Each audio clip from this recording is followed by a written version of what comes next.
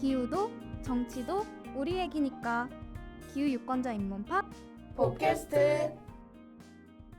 안녕하세요, 여러분. 저는 팟캐스트의 진행자 김미래입니다.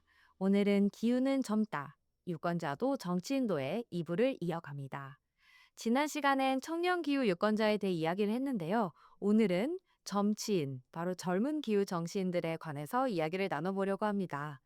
기존의 정치권과 비교했을 때 우리나라의 젊은 정치인들이 기후 정치를 어떻게 바라보고 접근하면 좋을까요? 저는 우리나라에서 기후 정치로서 진짜 하고 싶은 거 하려면 2030 무당층을 세력화해야 된다고 생각하거든요. 우리 혜링 님이 또 21번을 받았는데 그 21번을 받았을 때 이게 잘하면 이번 국회 안에 들어갈 수 있겠다라고 생각을 했죠.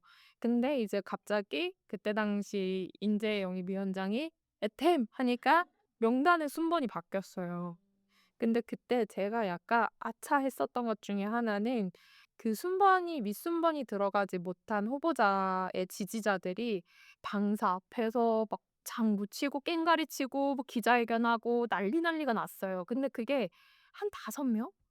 엄청 큰 숫자도 아니었어요. 그런데 막 기사가 나는 거예요. 관련 지역 신문 언론에. 뭐야 이거 뭐야? 막 이렇게 했죠. 근데 실제로 영향을 줬습니다. 근데 저는 그래서 했던 게 만약에 기후 유권자 2030 유권자 진짜 원했다면 비례 후보로 젊은 정치인이 올라갔다고 했을 때 적극적으로 환영을 하든 아니면 이 후보가 비례 후보로 올라가야만 나는 이 정당 뽑아줄까 말까 생각 중이야라고 하든 더 난리를 쳤었어야 했다라는 배움이 좀 있었거든요. 그러니까 그때 방어하지 않았던 거죠. 물론 이제 혜린님만 이동한 것은 아니지만 대체로 경향성을 봤을 때 젊은 분들이 그리고 좀 더 지지 기반이 약한 분들이 뒤로 밀리고 좀 더 소수지만 단단한 지지 기반을 가진 분들이 위로 올라가셨어요. 비약은 아니죠, 혜림님? 그래서 저는 이 2030 무당층에 집중하시면 좋겠다고 말씀을 드리는 건 2030 유권자가 뭐 보수화됐다, 뭐 아니다, 양극화됐다, 막 이런 얘기들이 있지만 대체로 진단에서 비슷하게 계속 나오는 건 무당층이 가장 높다. 그리고 그중에서도 소수가 좀 이렇게 특이점을 갖는다라는 거거든요. 근데 무당층은 굉장히 어려워요. 왜냐면 이들이 뭘 해야 내 마음을 설득할 수 있는지 잘 모르겠거든요. 근데 지금 최근의 모든 선거들은 2030 유권자가 더 지지하는 정당과 후보가 이겼거든요. 그러면은 사실 아까 제가 31%예요. 숫자가 적어졌어요라고 하지만 반대로 레버리지할 수 있는 영향력이 굉장히 집중되어 있는 거죠. 그러면은 예를 들어서 제가 5만 명을 모아서 뭐 바꿔주세요라고 하는 것과 이 2030 유권자 무당층을 5천 명 모아서 바꿔주세요 하는 거는 완전히 질적인 영향력이 다르다는 거예요. 예를 들어 정말 그래? 근데 특히나 만약에 비례에서의 정당 지지율이 중요한 시점이다. 그러면 전국구지만 또 한편으로 우리가 이제 다가오는 지방선거에 기후에 관심 있는 후보들을 더 많이 공천을 해줘. 뭐 서울시의원, 동작구의원에 그런 사람들 더 많이 들어갔으면 좋겠어라고 할 때는 그 지역구에서는 2030 유권자를 조직화할수록 정당이 그 사람을 공천할 수밖에 없게 되겠죠. 특히나 생각보다 2030 유권자는 낮에 동네 밖으로 나가서 일하시고 공부하시느라고 국회의원이 자기 당원 아니면 10명도 못 모아요. DB가 없어서 데이터베이스가 없어서. 근데 우리가 그 부분에 있어서 훨씬 잘할 수 있는 거죠. 그래서 정말 기후 정치를 할 때 그냥 상징성이 아니라 일의 성과를 내려면 내 정치적 기반 없인 못한다. 뒷배가 있어야 된다. 그러면 그 뒷배가 누가 될 거냐라고 했을 때 그 뒷배는 물론 훌륭한 시민사회 단체나 어떤 이해관계 조직들도 있지만 그보다 무서운 건 결국에는 유권자 표고 저는 그 안에서 적은 숫자 대비 가장 영향력을 크게 발휘하실 수 있는 건 2030 유권자로 생각하거든요. 가성비 있는 무브먼트예요. 근데 설득하기 좀 어렵긴 한데 어쨌든 지금 우리가 관심 갖는 에너지를 어쨌든 인풋을 똑같이 넣는다고 하면 내가 이 관심의 인풋을 좋은 기후 정치인한테 지지하는 데만 써도 같은 인풋 대비 아웃풋이 가장 효과적으로 나올 수 있는 모델이라고는 생각하고는 있어요. 그래서 기후 정치인도 반대로 그런 분들을 세력화하지 않고서는 당선은 될 수 있어도 공천은 받을 수 있어도 그 이후에 의정 활동을 하시는 데 있어서 명분이 없다라고 말씀을 좀 드리고 싶습니다. 사실 되게 재밌는 게 청년 정치인들 자체를 놓고 봤을 때 대부분 전문성이 떨어지세요. 저를 포함해서. 그러니까 제가 기후 전문성이 있다고 말씀은 드리지만 사실 어떤 분들이 볼 때 제가 가지고 있는 꼴랑 뭐 5년에서 7년 정도의 경력이 그것을 경력이라고 볼 수 있느냐라는 의구심을 가지시는 분도 많으시거든요. 근데 그럼에도 불구하고 왜 청년 정치인이 필요하느냐라고 했을 때 새로운 의제를 더 빨리 배울 수 있고 제가 생각할 때는 그리고 우리 세대의 중요한 이슈를 대변할 수 있기 때문이라고 저는 생각을 해요. 그런 차이점에 대해서 젊은 정치인들도 본인의 포지셔닝을 좀 더 명확히 하는 게 전 좀 중요하다고 생각했어요. 나만 할 수 있는 이야기가 되게 중요하다고 생각하거든요. 굉장히 슬픈 이야기라고 전 생각하는데 지금 국회에 있는 300명을 포함해서 뭐 시도지사들 전체 모두에게 물어봤을 때 미래 세대를 위하지 않는다는 정치인은 단 한 명도 없습니다. 미래 세대를 위한다는 이야기를 입에 단 한 번도 올리지 않은 정치는 저는 없을 거라고 확실합니다. 근데 그들의 결정이, 그들의 의사결정이 미래 세대. 사실 저희는 미래 세대가 아니에요. 미래 세대라는 사전적 정의가 애초에 미성년자나 아예 태어나지 않은 친구들을 포함하기도 해요. 그러니까 그것이 미래 세대 때 그분들이 볼 땐 저희가 자식 세대이기 때문에 저희를 미래 세대라고 착각하고 계세요. 굉장히 황당한 일이에요. 그분들이 의사결정을 하기 때문에 청년에 대해서 생각을 할 때 내 자식이 아직 누가 볼 때도 내 자식이 아직 어린 것 같거든요. 그러니까 우리 부모 세대가 모든 의사결정을 하니까 아직 어린 내 자식을 투영해서 의사결정을 해요. 그러니까 저희 세대가 진짜로 뭐가 필요한지 이해를 아예 할 수가 없어요. 제가 생각할 때 이 젊은 정치인분들이 기후에 관심 있는 기후 정치인분들이 해주셨으면 좋겠는 일은 그분들은 절대 할 수 없는 이야기. 사실은 그분들 말고는 아무도 할 수가 없다. 그분들이 아무리 갖고 싶어도 가질 수 없는 게 별것 없는 제 젊음이거든요. 별것 있으시죠? 여유 있죠. 그러니까 이 별것 없다고 표현했던 거는 왜냐면 그냥 제가 가진 것이 지금 젊음밖에 없는데 이 짐을 이 사람들이 나에게 떠넘기는 것이 과연 합당한가? 이런 고민들을 하면서 제가 이걸 별것 없다라고 표현을 한 것인데 우리가 결국 가질 수 있는 게 서로 다를 수밖에 없단 말이에요. 연륜이 있고 경륜이 있는 분들께는 저희가 기대하는 게 본인이 지금까지 살아왔던 식견을 바라는 거예요. 근데 과연 그분들이 그 식견을 가지고 지금 합리적인 선택을 내리고 있나? 그리고 빠른 선택을 내리고 있나? 사실 저희가 위에 상사들을 두는 거는 저희가 결정하기 힘든 것들이 결정해 달라고 가져가는 것들이 대부분이잖아요.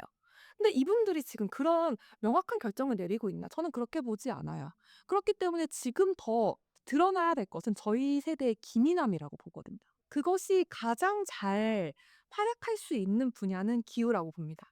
그렇기 때문에 기후 분야에서 청년 정치인들의 역할이 가장 중요해요. 정치가 젊어져야 합니다. 네. 근데 2030이 너무 바빠요. 그러니까 저 같은 경우만 봐도 이제 직장 생활 해야 되고 애기도 육아도 하다 보면은 진짜로 사회 문제에 관심 가질 시간이 없어요. 맞아요. 아니면 저처럼 조금 관심 가지려고 하면은 거의 에너지를 다 소진해 가면서 해야 되다 보니까 맞아. 이게 너무 불리하게 되어 있다. 불리하죠. 이게 특히 육아를 하시는 분들 같은 경우에는 직장에서 온전히 시간을 다 쓰시고 집에 일을 가져가시기가 좀 어려우니까 그다음에 집에 가서도 잠들기 전까지 아이와 시간을 보내시는 경우가 많아서 어떤 틈도 안 나시는 경우가 많더라고요. 제가 오늘 점심도 이제 최근에 출산한 친구랑 먹고 왔는데 친구가 산불 난 걸 모르더라고요. 근데 그게 그 친구가 뭔가 잘못된 게 아니라 아기가 50일이에요.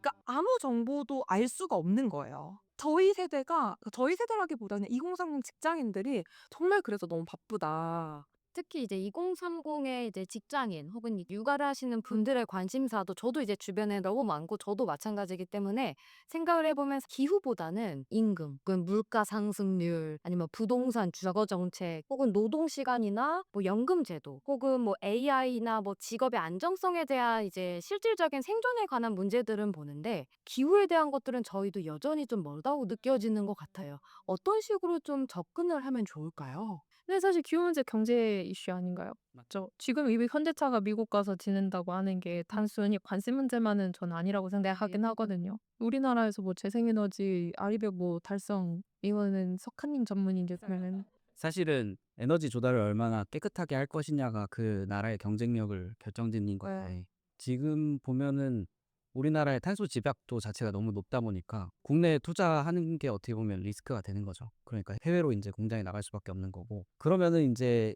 저처럼 육아하는 사람들한테 어떻게 이것을 기후 의제를 소구할 것인가라고 생각을 해봤을 때 진짜 경제 이슈로 접근하거나 아니면은 뭐 우스갯소리긴 하지만은 지금 이제 기후 교과서가 선택 과목으로 선정이 됐는데 그걸 의무화시킨다든지 그러면 이제 관심도가 확 올라가죠. 근데 그런 거죠. 실제로 이게 피부에 와닿는 게 아니면은 사실 소구력을 갖기가 좀 어렵죠. 사실 저는 기후를 기후로 접근하려고 하기 때문에 좀 더 멀게 느껴지는 거라고 맞는 생각하거든요. 것 같아요. 왜냐면 제가 뭘 할 수 있는 게 사실상 거의 없는 분야라고 대부분의 사람들이 느끼는데 기후 변화에 대해서 기후 문제에 대해서 걱정이 시작되어도 내가 아무것도 할 수 없기 때문에 우울증이 생기는 경우도 있거든요. 기후 문제라서 어떻게 관심을 가져라. 사실 저는 거기에 대해서는 조금 회의적인 편이에요. 그러니까 아까 말씀하셨던 것처럼 내가 주식을 투자해야 되는데 지금은 배터리 주가들이 굉장히 좀 호황은 아니지만 사실 뭐 작년 정도까지만 하더라도 엄청나게 한 재작년이죠. 배터리 주식이 엄청 관심을 받았었잖아요. 그러니까 그런 것들은 사실은 굉장히 일반적으로 관심을 가지는 일들이거든요. 그리고 대부분의 사람들이 거의 주식하시는 분들이면 다 알고 있었어요. IRA고 뭐고. 그런 식으로 접근해야 되지 않을까라는 게 제 생각이에요. 기후를 너가 되게 좋은 마음으로 기후에 대해서 알아야 돼. 이런 거는 사실은 내가 그걸 잘 모르면 내가 좀 나쁜 사람이란 이야기야? 라는 반감을 가지기도 굉장히 쉬워지고요. 그리고 사실 내가 잘 모를 수도 있는 건데 나는 그런 생각도 잘 들어요. 사실 혜민 님이 저랑 석한 님한테 정말 재작년인가? 질문하셨던 게 이런 거였어요. 나는 기후에 대해서 관심을 갖고 싶은데 진입장벽이 너무 높다. 뭐 어디서부터 알아가야 될지 잘 모르겠다. 근데 혜민님처럼 이렇게 정치를 바꿔보겠다라는 사회 문제에 굉장히 적극적인 분조차도 기후를 기후로 접근하자면 내가 이걸 어디서부터 어떻게 알아야 되지? 라는 생각이 드는 거예요. 와, 너무 많어. 그러니까요. 어려워요. 근데 전 두 분 의견에 좀 다른 부분은 있어요. 저는 관심 가져야 된다고 생각해요. 그러니까 뭐 이전에 비해서 더 바빠진 건 맞죠. 근데 그게 그렇다고 해서 안 해도 되는 건 아닌 것 같아요. 그러니까 이제 이게 책임에 대한 문제인데 우리나라가 뭐 전쟁 세대부터 겪으신 분들부터 지금 우리 세대까지 같이 살고 있잖아요. 동시적으로. 그게 뭐 산업화를 해내신 분도 있고 민주화를 해내신 분들도 있다고 했을 때 우리 세대가 해내야 되는 과제가 있다고 생각을 하거든요.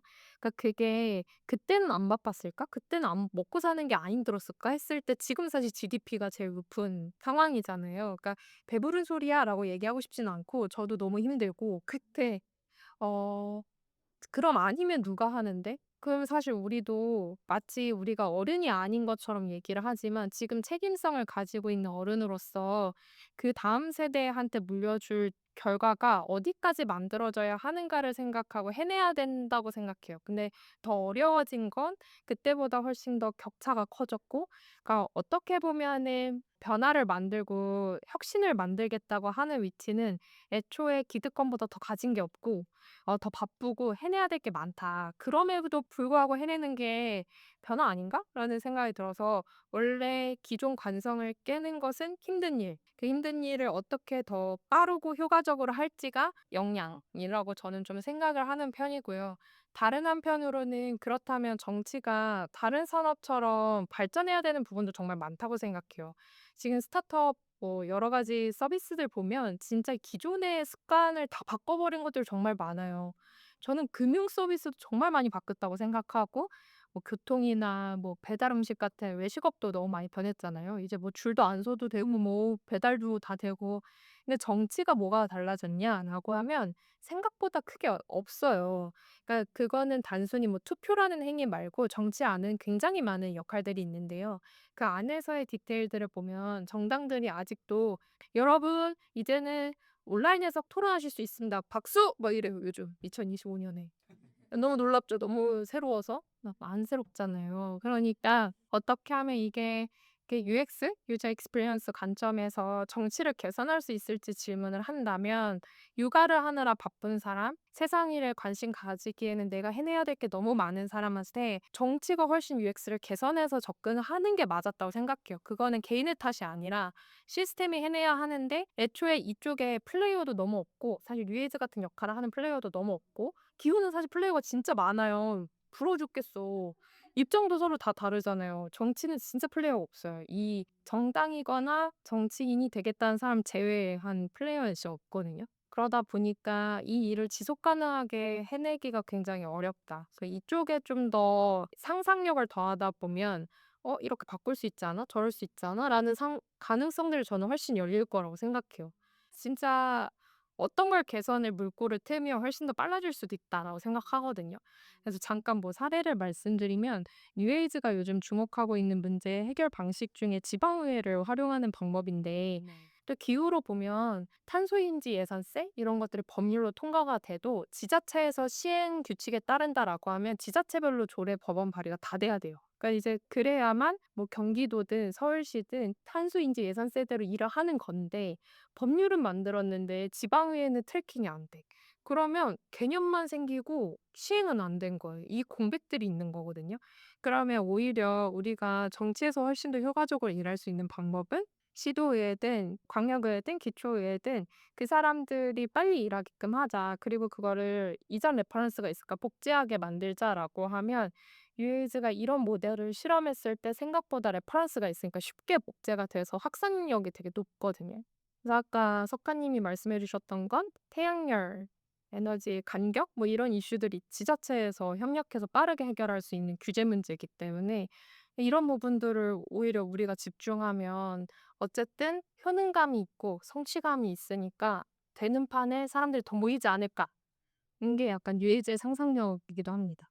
저는 되게 표현이 와닿았었는데 정책이나 조례를 이제 선도적으로 도입한 곳이 다른 지역에 수출을 한다. 국가 내에서. 그런 것들이 진짜 어떻게 보면 지방자치가 가질 수 있는 좋은 영향인 것 같고 맞아요. 그 자율과 경쟁 의식. 그래서 뭔가 선도적으로 재생에너지를 확대를 해가지고 아리백이 유리한 지역으로 만들었을 때 기업이 유치가 되고 그렇게 실제로 작동을 하는 거를 다른 지자체에서 관찰을 하면 이제 경쟁적으로 적용할 수가 있고 네, 그런 거죠. 맞아요, 맞아요. 여기서 소신발언하자면 저는 사실 중앙 집중적인 그런 행정이 더 중요하다고 생각하긴 합니다. 다 중요하죠. 기버틀이 있어야 디테일을 만들 수 있고 사실 중앙에서 그 흐름대로 안 가면 아까 얘기한 것처럼 이렇게 거스르기 어려운 부분도 분명히 있다고는 생각이 들어요. 근데 이제 한편으로는 좀 기대할 만한 부분은 중앙 정치나 훨씬 더 갈등 구조가 중요하다면 지방 정치로 가보면 별로 그렇게 정당이 중요하지 않으세요. 협치도 훨씬 많고 오히려 이제 말이 잘 통하는 분들끼리 일을 많이 하시거든요. 근데 여기 지방의회가 낯서실 수도 있을 것 같아서 말씀드리면 광역의회가 17개고 기초의회가 226개예요. 그래서 광역의원이 한 700여 명, 그리고 기초의원이 한 4천여 명 정도가 있거든요. 그렇게 많습니다. 2,988명이 합쳐서 4천 명인데 3천 명 정도도 진짜 많잖아요. 우리 일상에 제일 가까운 정치인들이거든요. 그래서 저희가 이제 만들려고 하는 모델도 사실 그렇다고 4천 명의 지방원을 다 설득할 수 있는 일도 아니잖아요. 그래서 뉴에이즈 같은 경우에는 이제 정치인 에이전시로서 이제 정치인 지방의원 네트워크가 있으니까 이러한 조례를 재개정해야 되는 이슈들이 있었을 때 이제 뉴에이즈를 통해서 그 정치인들한테 설명을 하고 그 문제의식을 가진 솔루션을 가진 조직과 조례안을 재개정을 어떻게 보면은 최종본? 최최종안? 제일 좋은 버전을 만들어서 저희 2030 유권자분들이랑 같이 연결을 할 거예요. 그래서 예를 들어서 마포구에 있는 2030 유권자가 마포구에 있는 지방의원한테 "나 이거 태양열 이격거리 규제 제한 해결해야 된다고 생각해. 와 해줄 거야 말 거야. 해주면은 내가 너를 지지할 의향이 있지?"라고 하는 방식의 캠페인을 이제 저희도 온라인 플랫폼에 태워서 어떻게 보면 일을 잘하면 잘할수록 정치인은 지지 기반이 넓어지고 유권자는 그 정치 변화의 효능감을 바로 체감할 수 있는 이제 정치 시스템을 만들어서 실험하고 있거든요. 근데 이게 되게 디테일하게 가면 그런 것도 있어요. "일회용품 쓰지 말자. 다회용품 써야 된다." 이런 얘기하는데 예를 들어 공공기관과 공공기관 행사 그리고 공공기관이 일정 비율 이상 출자한 공기관들 여기들을 다 일회용품 안 쓰게 만드는 조례가 실제로 있습니다. 그것도 잘 복제되면 개인이 참여하는 것도 너무 중요하지만 저는 어쨌든 양쪽으로는 차이가 난다고 생각하거든요.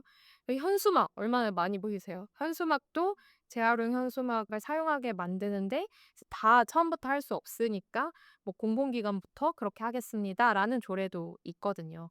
그래서 그런 식으로 좀 더 우리가 해결할 수 있는 부분도 있다. 근데 물론 이게 이렇게 쫌쫌따리로 할 수 있는 문제 아니야? 더 크게 비전을 보고 해결해야 되는 것도 있잖아라고 생각을 저 역시도 하고 있고 병렬로 가야 된다고 생각해요. 근데 지금 앞서서 말씀하신 것처럼 정치가 바꿀 수 있을 것인가에 대한 신뢰와 효능감을 회복하고 저는 지금 양극화된 정치 갈등이 단숨에 해결될 거라고 솔직히 생각하진 않습니다. 그렇게 되게끔 해야겠지만 그러면 그 시간 동안 무엇을 할 것이냐라고 했을 때 지금 바꿀 수 있는 변화를 만드는 것, 그다음에 지금의 정치가 바뀌어야 된다고 생각하는 사람들이 모여서 실질적으로 다음 정치를 명확하게 그려내는 데 힘을 쏟아야 되는 두 가지가 되게 시대적 과제라고 생각해요. 아, 시대적 과제라니 되게 무겁다. 시대적 숙제 어때요? 숙제. 숙제 정도? 시대가 문제인 것 같은 심각한 상황이긴 해요. 사실 2030년이라고 하는 타임라인을 생각해 보면 하루하루가 속이 타요, 저는. 왜냐면은 사실 지금 요구할 시간이 없다고 생각해요. 그러니까 되게 오랜 시간 요구했고 정치는 힘이기 때문에 스스로 물러나는 힘은 없다고 생각하거든요. 누가 물려줘요? 누가 대신해줘요? 그거는 애초에 불가능하다고 생각을 하고 우리가 훨씬 더 좀 야심을 가져야 되지 않을까라는 생각을 해요. 기후 정치에 관심 갖고 참여할 수 있는 방법들을 좀 실질적인 것들, 작지만 실질적인 것들을 좀 알려주실 수 있으세요? 저는 사실은 기후나 사회 문제 얘기가 아까도 말씀드렸지만 되게 바쁜 현대인들한테 와닿지가 않는 부분이 있잖아요. 근데 그럼에도 불구하고 우리가 생각해야 되는 거는 사실은 이런 문제들에 애정을 가져야 된다. 근데 애정은 어떻게 갖느냐? 내 주변에부터 애정을 가져야 된다. 가족한테 애정을 가져야 되고 그 내 주변 사람들이 어떻게 지내는지에 관심을 갖고 그러다 보면은 사회 문제에 조금씩 접근을 하게 될 거고 그 사회 문제들이 자연스럽게 기후 문제랑 연결이 돼 있기 때문에 거기에 관심을 갖게 되지 않을까라는 희망적인 생각을 갖고 있고 그래서 사실은 서로 애정하는 걸 잊지 말아야 된다고 생각을 하고 있어요. 근데 인스타그램 좀만 검색해봐도 기후 관련해서 활동하시는 분들 되게 많아요. 그리고 이제 뉴에이즈도 가끔씩 이제 협업 제안 드려보기도 하는데 정치에서 목소리 내는 거 되게 부담스러워 하시더라고요. 그러니까 결국에는 기후와 정치가 한 몸이라고 하는 것은 저는 그냥 받아들여야 하는 것 같아요. 그것부터 사실 무언가를 액션하는 데 있어서 큰 차이를 만든다고 생각을 하고요. 왜냐하면 거대한 문제를 해결하는데 정치를 빼고 비정치적으로 해결한다? 그거는 뭐 인류 기업이 되는 경제 모델밖에 없는데 인류 경제 기업도 사실 정치 없이 가능한가요? 안 되죠. 그래서 아무튼 그렇다. 그리고 이제 저는 유권자로서 기후뿐만 아니라 2030 의 문제를 좀 지켜보고 싶다라고 하면 유에이즈도 인스타그램과 뉴스레터가 있고요. 그다음에 유튜브를 최근에 저희도 시작을 했어요. 팟캐스트랑 들으시면서 참여 이상으로 좀 이렇게 심장이 뜨거워졌다. 지금 당장 뭔가를 해야겠다라고 하면 2026년 6월 3일 지방선거 때 출마하셔라. 그 지방의회에서부터 내가 하면 된다. 그 조례 발의를. 그리고 그 3,000명 정도, 그러니까 기초의회, 그다음에 그 700여 명의 그 광역의회의 그 업무 퀄리티 수준이 정말 변화가 많이 필요해. 일할 사람이 너무 필요해. 누릴 사람 말고. 일하는 사람이 필요한 지방의회에 오셔서 일을 하셔라. 어떻게 시작해야 될지 모른다면 유에이즈가 도와드립니다. 그러니까 이제 그 출마를 통해서 직접 변화를 만드실 수 있으면 좋겠다. 좋은 동료분들이 많으시다. 라고 좀 저도 참여에 대한 제안 겸 홍보를 좀 이렇게 드려보겠습니다. 너무 좋습니다. 뉴에이즈가 굉장히 유능한 디렉터예요. 디렉트 입장이 잘하세요. 저도 사실 이제 정치에 발을 들이게 된 것도 뉴에이즈 광고를 보고 정말 우연찮게 이제는 말할 수 있다. 아니 진짜 그냥 인스타그램을 보는데 갑자기 광고가 뜬 거예요. 뉴에이즈라는 데가.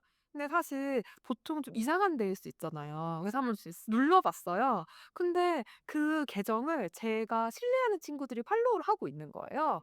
'자, 이상한 데는 아닌가 보다.' 하고 그 광고를 찬찬히 봤어요. 근데 막 찾는 사람이 그러니까 여러 가지 사회 문제에 관심 있는 2030 총선에 출마할 사람을 찾는다 이렇게 돼 있는 거예요. 근데 그 1번 아젠다가 기후인 거예요. 기후일 수밖에 그러니까요. '나를 부르나? 분명 나다.' 이런 생각으로 면접을 보러 갔거든요.